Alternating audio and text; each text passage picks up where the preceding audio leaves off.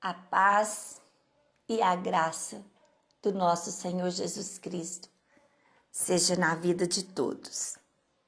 Antes de iniciar aqui no capítulo 19, eu quero cumprimentar todas as meninas e meninos do nosso grupo de Estudando a Bíblia. Traz muita alegria no meu coração. Várias chegam até mim quando eu estou na igreja, quando eu estou na rua, só para me cumprimentar e dizer o quanto estão sendo abençoadas. Eu fico muito, muito feliz com vocês e sei que um projeto é de Deus, que a obra é dele, que a palavra é dele. Toda a honra e toda a glória seja dada ao Senhor Jesus. E ao meu coração só fica essa alegria imensa de saber, de ver que tantas pessoas estão sendo abençoadas estudando a Bíblia junto comigo. E então hoje nós vamos no capítulo 19, a partir do versículo 1, né? E tem continuação aqui de um título na minha Bíblia: Jesus é condenado à morte. Aí Pilatos mandou chicotear Jesus. Depois os soldados fizeram uma coroa de ramos cheios de espinho e a puseram na cabeça dele. E o vestiram com uma capa vermelha. Chegavam perto dele e diziam: Viva o rei dos judeus! E davam bofetadas nele.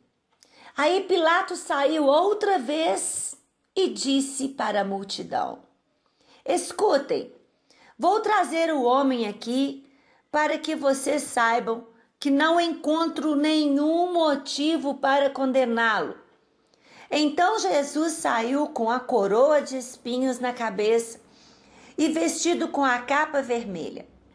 Vejam, aqui está o homem, disse Pilatos. Quando os chefes do sacerdote e os guardas do templo viram Jesus, começaram a gritar: Crucifica-o! Crucifica-o! Vocês que o levem e o crucifiquem. Eu não encontro nenhum motivo para condenar este homem, repetiu Pilatos. A multidão respondeu: Nós temos uma lei e ela diz que este homem deve morrer, porque afirma que é o Filho de Deus. Quando Pilatos ouviu isso, ficou com mais medo ainda. Entrou outra vez no palácio e perguntou a Jesus: Veja bem, se nós formos em Mateus, no capítulo 27, 19, relata que a esposa de Pilatos manda um recado para ele, dizendo que ela teve um sonho com Jesus e que ela sofria muito neste sonho.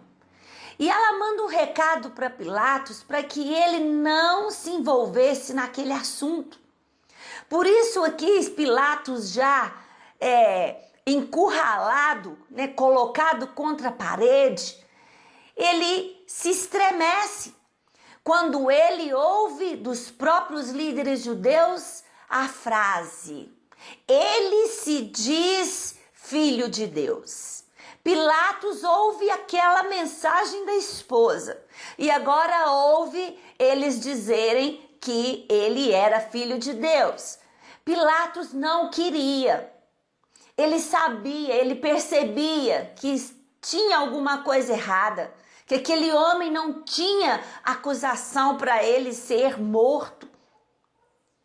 E, continuando aqui, a multidão respondeu: Nós temos uma lei, e ela diz que este homem deve morrer porque afirma que é o Filho de Deus. Para eles, ele estava blasfemando e por isso a lei dizia que devia morrer. Quando Pilatos ouviu isso, ficou com mais medo ainda, entrou outra vez no palácio e perguntou a Jesus: de onde você é? Mas Jesus não respondeu nada. Então Pilatos disse: você não quer falar comigo? Lembre que eu tenho autoridade tanto para soltá-lo quanto para mandar crucificá-lo. Eu quero falar só uma palavrinha sobre o silêncio de Jesus. Quando Pilatos pergunta para ele quem ele é, ele não se defende. Ele fica em silêncio.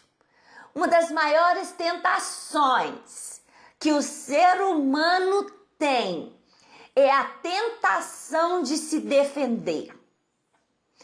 Estando errado, quer se defender, estando certo, nem se fala, quer se defender. É uma das maiores tentações. E isso leva a brigas, isso leva a contendas, isso leva ao defender a própria razão, a defender a sua justiça. E isso Jesus venceu. Ele ficou calado. E não é só neste momento agora que ele fica calado. Ele está nos ensinando aqui. É Deus quem me justifica. É Deus quem te justifica. Não precisamos ficar afoitos para nos defender, porque é Deus quem nos justifica. Aprendamos com Jesus. E Jesus responde para Pilatos: o Senhor só tem autoridade sobre mim porque lhe foi dada por Deus. Por isso, aquele que me entregou ao Senhor é culpado de um pecado maior. Jesus está dizendo para Pilatos assim: olha, você está pecando, você está errando, porque você vai condenar uma pessoa inocente. Mas um pecado maior tem os líderes judeus, porque eles orquestraram, eles planejaram toda a morte de um inocente. Então, pecado maior tem aquele que planejou do que, aqui no caso, Pilatos, que com a autoridade que ele tinha, ele iria executar. Depois disso, Pilatos quis soltar Jesus, mas a multidão gritou: se o Senhor soltar esse homem, não é amigo do imperador, pois quem diz que é rei é inimigo do imperador. O que leva Pilatos a executar, a mandar executar Jesus, é justamente este versículo, onde eles, já cheios de malícia, procurando mesmo matar, executar a Jesus Cristo, eles dizem: se você não fizer isso, você vai ser inimigo de César, que é o maioral em Roma, é acima de Pilatos. E então eles apelaram para um discurso político, e isso foi direto na fraqueza de Pilatos. E Pilatos, para não ter problemas com César, ele então decide executar Jesus. Quando Pilatos ouviu isso, trouxe Jesus para fora, sentou-se no tribunal no lugar chamado Calçada de Pedra. Em hebraico, o nome desse lugar é Gabatá. Era quase meio-dia da véspera da Páscoa. Pilatos disse para a multidão: aqui está o rei de vocês. Mas eles gritaram: mata, mata, crucifica. Então Pilatos perguntou: querem que eu crucifique o rei de vocês? Mas os chefes dos sacerdotes responderam: o nosso único rei é o imperador. Então Pilatos entregou Jesus aos soldados para ser crucificado, e eles o levaram. A multidão ali, os líderes judeus, todos instigados pela mesma motivação, inveja, raiva, desprezo. Eles viram para Pilatos e dizem: nosso rei é o imperador romano César. Imaginem que extremo, os judeus aceitando que tinham um rei sobre eles e que esse rei era romano, era gentio. Estavam mesmo loucos, estavam mesmo cegos, sem ter noção do que eles estavam falando e rejeitando, é claro, a Jesus Cristo. E depois eu tenho como título a crucificação de Jesus. Jesus saiu carregando ele mesmo a cruz para o lugar chamado Calvário. Em hebraico, o nome desse lugar é Gólgota. Ali os soldados pregaram Jesus na cruz e crucificaram também outros 2 homens, um de cada lado dele. Pilatos mandou escrever um letreiro e colocá-lo na parte de cima da cruz. Nesse letreiro estava escrito em hebraico, latim e grego: Jesus de Nazaré, Rei dos Judeus. Pilatos tomou uma atitude. Como governador, ele podia fazer isso. E ele pensou: eu não vou deixar de fazer isso. Estou sim crucificando, mandando crucificar um inocente. Mas esse sangue não vai vir só sobre a minha vida, não. Vai vir sobre a vida desses líderes judeus, dos judeus. Porque ele escreve lá na cruz: Jesus Nazareno, de Nazaré, Rei dos judeus. E é claro, eles não aceitam esse escrito. Muitas pessoas leram o letreiro porque o lugar em que Jesus foi crucificado ficava perto da cidade. Então os chefes dos sacerdotes disseram a Pilatos: não escreva Rei dos Judeus, escreva: este homem disse: eu sou o Rei dos Judeus. O escrevi e escrevi, Pilatos respondeu. Quer dizer, eu escrevi, eu posso fazer e assim vai ficar. E ficou para a história e está aqui para nós até agora.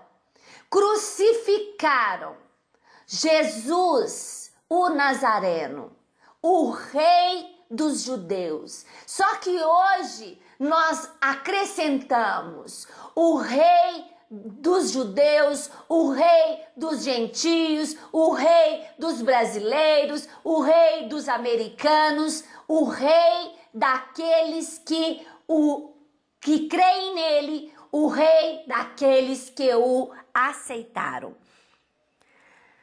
No 23. Depois que os soldados crucificaram Jesus, pegaram as roupas dele, dividiram em 4 partes, uma para cada um. Mas a túnica era sem costura, toda tecida numa só peça de alto a baixo. Por isso os soldados disseram uns aos outros: não vamos rasgar a túnica, vamos tirar sorte sobre ela, para ver quem fica com ela. Isso aconteceu para que se cumprisse o que as escrituras sagradas dizem: repartiram entre si as minhas roupas e fizeram sorteio da minha túnica. Esse versículo profético está em Salmo 22, 18, onde Jesus ali na cruz via com seus próprios olhos se cumprindo a palavra profética de Salmo 22, 18. Para consolo, para força, Jesus via se cumprir o que já estava escrito sobre este momento, sobre este fato. E foi isso que os soldados fizeram. Perto da cruz de Jesus estava sua mãe, a irmã dela, Maria, a esposa de Clopas, e também Maria Madalena. Quando Jesus viu a sua mãe e perto dela o discípulo que ele amava, disse a ela: este é seu filho. disse para Maria.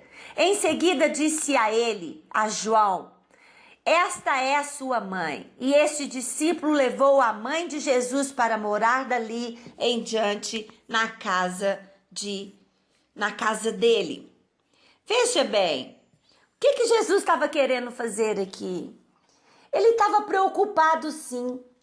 Maria, tudo indica aqui na Bíblia, ela não relata quando, mas ela estava viúva. José já havia morrido. E a Bíblia está dizendo aqui o que ela está querendo dizer. Jesus se preocupou com uma viúva. E ele disse para ela, tá aqui seu filho. Tá aqui aquele que vai cuidar de você da agora para frente.